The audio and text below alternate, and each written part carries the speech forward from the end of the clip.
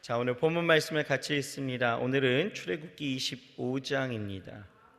출애굽기 25장 1절부터 40절까지고요. 우리 교독하시면서 읽겠습니다. 자, 제가 먼저 읽습니다. 여호와께서 모세에게 일러 가라사대 이스라엘 자손에게 명하여 내게 예물을 가져오라 하고 무릇 즐거운 마음으로 내는 자에게서는 내게 드리는 것을 너희는 받을지니라. 너희가 그들에게서 받을 예물은 이러하니 금과 은과 놋과 청색, 자색, 홍색 실과 가는배 실과 염소털과 붉은 물들인 수양의 가죽과 해달의 가죽과 조각목과 등요와 관유에 드는 향품과 분향할 향을 만들 향품과 호마노며 에봇과 흉패를 물릴 보석이니라. 내가 그들 중에 과할 성소를 그들을 시켜 나를 위하여 짓되 물은 내게 보이는 대로 장막의 식양과 그 기구의 식양을 따라 지을지니라. 그들은 조각목으로 궤를 짓고 장이 2규빗 반, 광이 1규빗 반, 고가 1규빗 반이 되게 하고 너는 정금으로 그것을 싸되 그 안팎을 싸고 윗가로 돌아가며 금태를 두르고 금고리 넷을 부어 만들어 그 네 발에 달되 이 편에 두 고리요 저편에 두 고리며 조각목으로 채를 만들고 금으로 싸고 그 채를 궤 양편 고리에 꿰어서 궤를 매게 하며 채를 궤의 고리에 꿰인 대로 두고 빼어내지 말지며 내가 내게 줄 증거판을 궤 속에 둘지며 정금으로 속죄소를 만들되 장이 2규빗 반, 광이 1규빗 반이 되게 하고 금으로 그룹 둘을 속죄소 두 끝에 쳐서 만들되 한 그룹은 이 끝에 한 그룹은 저 끝에 곧 속죄소 두 끝에 속죄소와 한 덩이로 연하게 할지며 그룹들은 그 날개를 높이 펴서 그 날개로 속죄소를 덮으며 그 얼굴을 서로 대하여 속죄소를 향하게 하고 속죄소를 궤 위에 얹고 내가 내게 줄 증거판을 궤 속에 넣으라. 거기서 내가 너와 만나고 속죄소 위 곧 증거궤 위에 있는 두 그룹 사이에서 내가 이스라엘 자손을 위하여 내가 내게 명할 모든 일을 내게 이르리라. 너는 조각목으로 상을 만들되 장이 2규빗, 광이 1규빗, 고가 1규빗 반이 되게 하고 정금으로 싸고 주위에 금태를 두르고 그 사면에 손바닥 넓이 만한 턱을 만들고 그 턱 주위에 금으로 태를 만들고 그것을 위하여 금고리 넷을 만들어 그 네 발 위 네 모퉁이에 달되 턱 곁에 달라. 이는 상 멜 채를 꿰 곳이며 또 조각목으로 그 채를 만들고 금으로 싸라. 상을 이것으로 맬 것이니라. 너는 대접과 숟가락과 병과 붓는 잔을 만들되 정금으로 만들지며 상 위에 진설병을 두어 항상 내 앞에 있게 할지니라.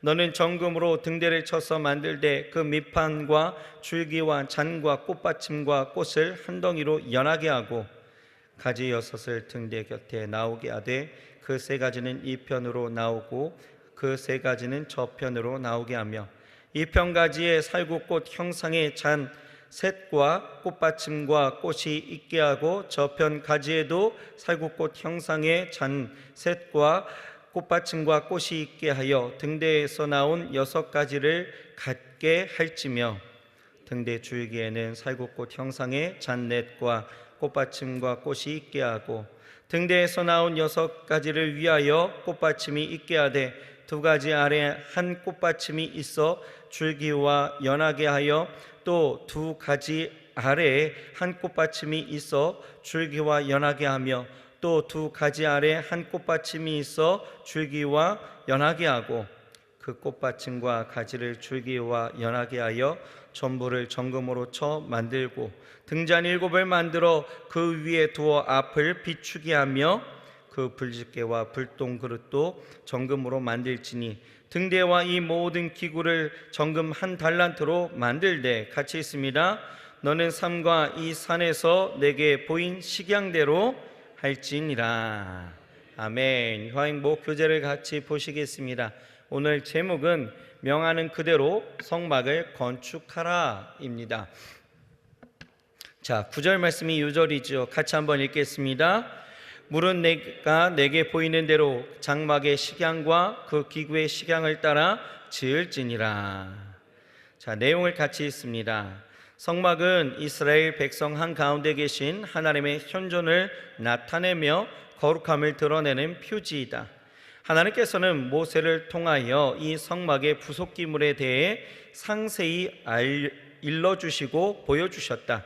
그래서 하나님께서는 내가 내게 보이는 대로 이 산에서 내게 보인 식양대로 만들라고 이르셨으며 이스라엘 백성에게 성막에 필요한 예물을 바치라고 말씀하셨다.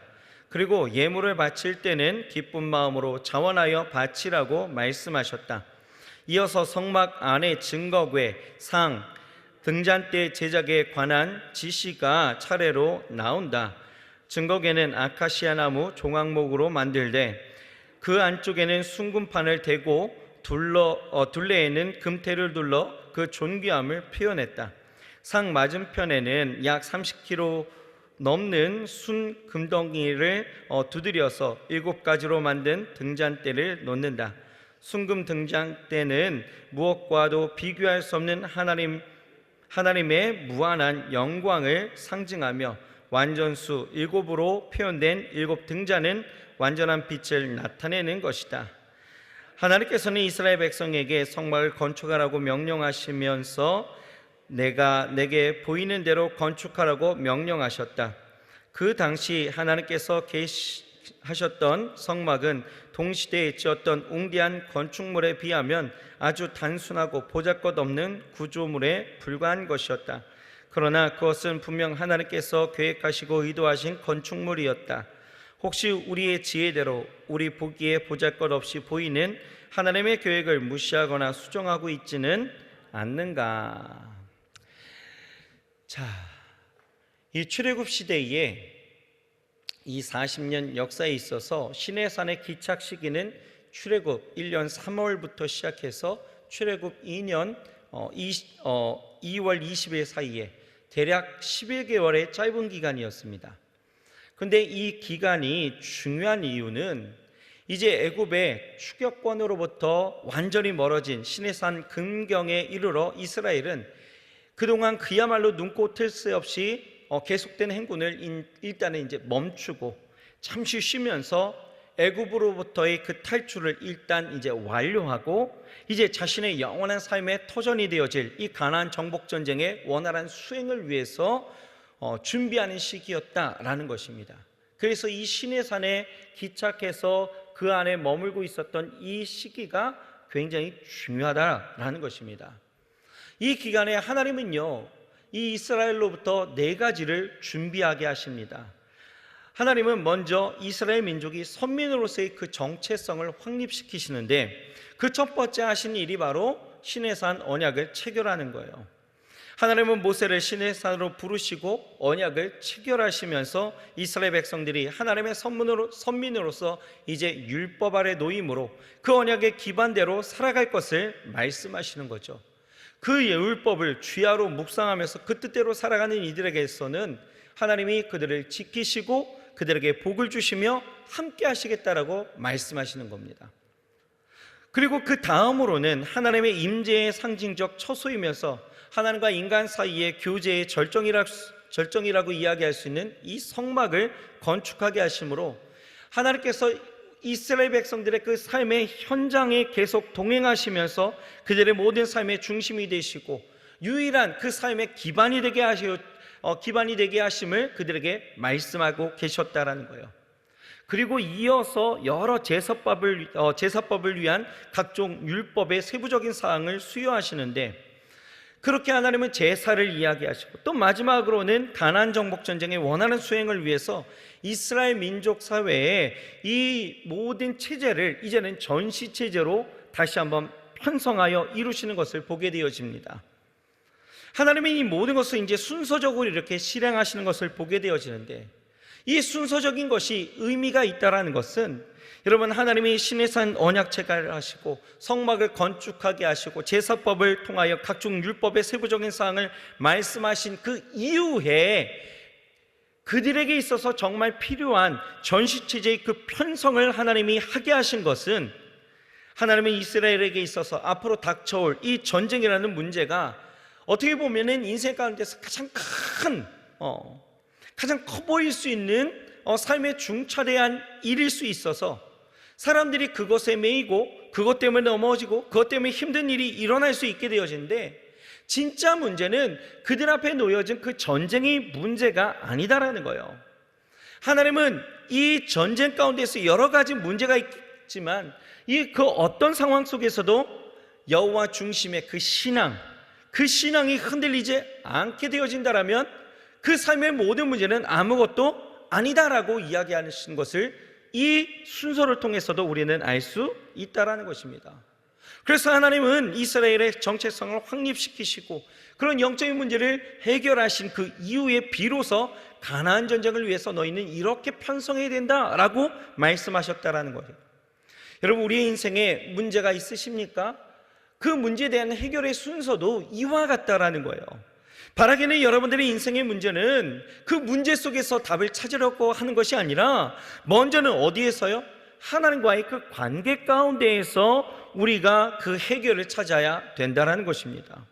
보세요. 가나안 전쟁을 앞두고 이스라엘은 이제 앞으로 싸워야 될 일들을 위해서 또는 지금 이 광야의 여정 속에서 자신들의 그 안전과 안위를 위해서 무기를 만들거나 전열의 그 전술을 짠다거나 여러 가지 안전과 또 여러 가지 일들을 통하여서 그렇게 준비해야 되는 시기였을 것 같습니다.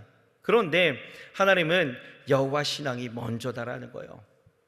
그래서 그 신앙을 위해서 시내산의 율법을 체결하시고 또한 성막을 만들게 하시고 제사법을 통해서 하나님은 온전히 제사하게 하셨다라는 것입니다. 철저하게 여호와 중심의 신앙을 그들에게 요구하셨다라는 거예요. 여러분, 바라기는 여호와 신앙으로 여러분 중심에 늘 하나님이 있기를 주의 이름으로 축원합니다. 우리가 그렇게 살아가야 된다라는 거예요. 여러 가지 문제가 있고 정말 중차대한 일들이 내 눈앞에 있다 할지라도 그것 때문에 여러분 흔들리고 그것 때문에 준비하면서 분주하게 살아가는 인생이 아니라 우리는 먼저는 하나님과의 그 모든 관계 속에서 내가 하나님을 예배하고 그 말씀이 내 삶의 중심이 되어 살아가는 그 거룩한 은혜가 우리 가운데 있어야 될 줄 믿습니다. 자, 그렇게 이제 하나님은 시키시는 모습을 보는데 오늘 본문에 보면 그러한 내용이 담겨져 있다라는 거예요. 이제 어제 우리가 살펴보았던 24장을 보면 이스라엘이 시내산 언약을 체결하는 모습들을 보게 되어졌죠. 모세를 통해서, 그죠? 그리고 오늘은 이제 성막을 건축하라, 이렇게 하나님은 명령하고 있다는 거예요.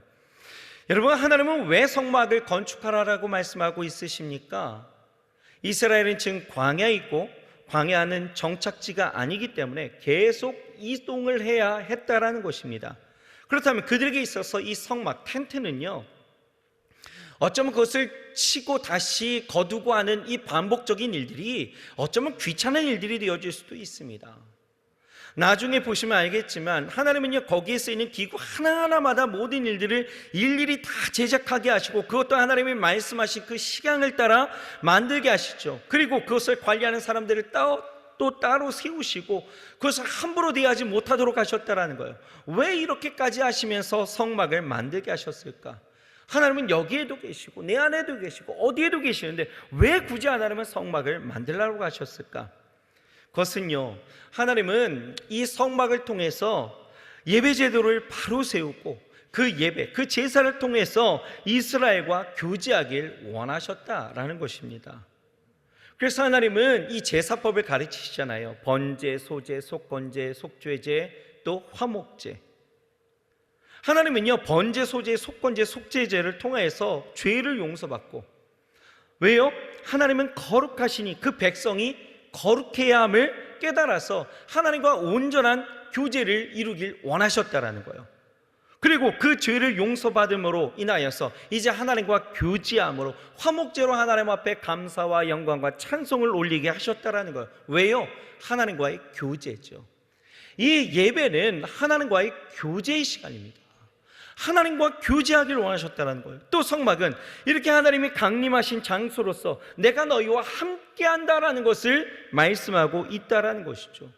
그래서 이스라엘이 이동하여 진을 칠 때에는요, 이 성막이요 중심이 되어졌다라는 거예요. 그래서 세이지파식 사면에 둘러 진치게 되어졌는데, 이렇게 성막 중심의, 여호와 중심의 공동체로 이스라엘을 바꾸셨다라는 거예요. 왜 그렇게 하셨습니까? 하나님은 그들의 삶의 중심에 있다라는 거예요. 그리고 그 중심에 있을 때 이스라엘은 안전하게 보호되어지고 하나님이 지키시고 그들을 인도하신다라는 것을 보여주고 있다라는 것이죠. 여러분, 이 성막을 연구하는 학자들은 이 구속사적인 이 관점 가운데에서 이 성막이 온전히 예수님을 가르치고 있다는 것을, 그래서 그 예수님께서 우리를 향한 그 구원의 온전한 뜻과 그 사랑을 이 성막을 통해서 우리는 보게 되어지는데, 여러분, 이 성막을 통해서 우리가 잠시 생각해야 될 것은 무엇일까? 먼저 2절을 보게 되었지만 2절 같이 한번 읽어볼까요? 2절 시작. 이스라엘 자손에게 명하여 내게 예물을 가져오라 하고 무릇 즐거운 마음으로 내는 자에게서 내게 드리는 것을 너희는 받을지니라. 1절과 2절을 보면 하나님은 모세를 향해서 이스라엘 자손에게 명하여 당신께 예물을 가져오라라고 말씀하십니다. 왜요? 하나님이 거하실 성막을 건축하기 위함이죠. 그렇다면 하나님은 무슨 근거로 이스라엘 백성들에게 이 예물을 바치라고 명령하셨을까? 여러분, 하나님은요 아무런 근거 없이 단지 당신이 이스라엘의 신이라는 이유만으로 예물을 강요하신 것은 아니었다라는 거예요. 하나님께서 이스라엘에게 예물을 바치라고 이야기하는 것은 그들이 소유한 재물은 하나님께서 당신의 일을 위해서 그들에게 임시로 맡기신 당신의 소유였기 때문이었다라는 것이죠. 여러분 보십시오. 지금 이스라엘 백성들이 재물을 가지고 있다면 그것은 어디서 난 것이었습니까? 그들의 노동의 수고에 일한 대가로 얻어진 것이에요? 아니죠. 그들은 출애굽 직전까지 애굽에서 종살이를 했다라는 거예요. 그리고 지금은 광야에 있습니다. 그러면 이 재물은 어디서 났을까요? 출애굽기 12장을 보면서 우리가 알 수 있었던 것은 하나님은 출애굽할 때에 애굽 사람들을 감동시키셔서 이스라엘 백성들이 요구하는 대로 금은 보화를 다 주도록 하셨다라는 거예요. 이것은 오직 하나님께서 그들에게 주신 은혜의 선물이었죠. 그러니 이스라엘 백성들이 가진 것은 근본적으로 다 하나님의 소유이고, 따라서 얼마든지 예물을 바치라고 명령하실 수 있다라는 것입니다. 그리고 이스라엘 백성들은 그 요구를 따라 가진 것을 드리는 것이 당연하다라는 거죠. 여러분, 이 본문을 통해서 우리에게 주시는 말씀이 그거예요. 우리는 내가 가진 것이 내 것이라고 주장하면서 살지만 사실 근본적으로 하나님이 주신 은혜의 선물임을 믿으시길 바랍니다. 우리에게 맡기신 거예요. 물론 우리가 가진 것이 우리의 노력의 대가로 얻은 것이기도 하겠지만, 우리가 분명히 기억해야 될 것은 이 세상의 모든 것은 본래 창조주 하나님의 소유라는 것이죠. 또 내가 수고한 대로 열매를 먹게 하신 것은 하나님의 도우심과 은혜가 아니고서는 절대로 이루어지지 않는다라는 것입니다. 우리는 이러한 의식이 없으면 어떻게 돼요? 욕심이 죄를 낳게 되어지고요, 죄가 장성해서 사망을 낳는 거예요.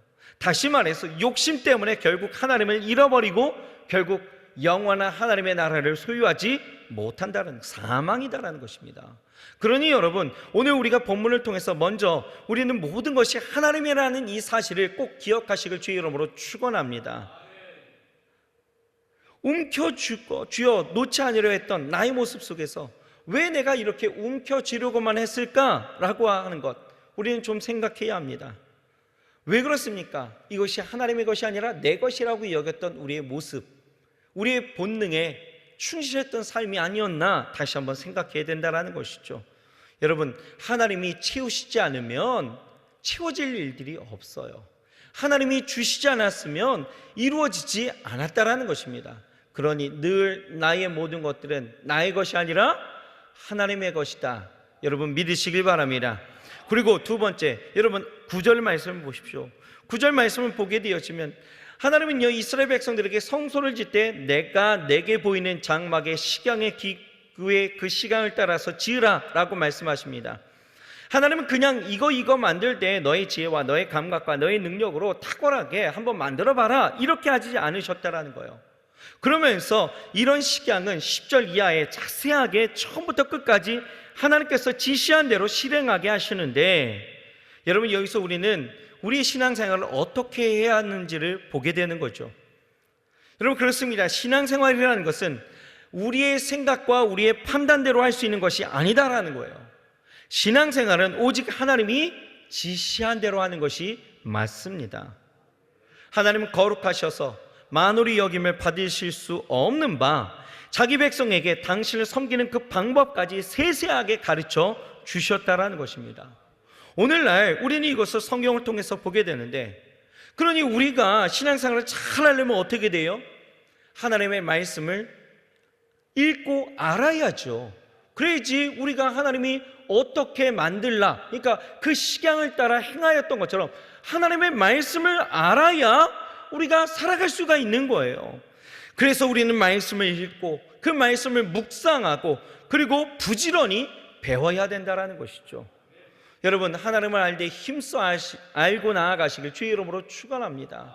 그 식양대로 만들게 하시고 그리고 이스라엘 백성들이 그 식양대로 만들어 나아가게 되어질 때에 그 성막에 하나님의 영광이 임하고 그 식양을 따라 나아갔던 이 성막을 통하여서 하나님은 이스라엘과 온전한 교제를 이루어 그들에게 복을 주시고 그들과 함께 하시며 그들을 지키시고 인도하셨다라는 거예요.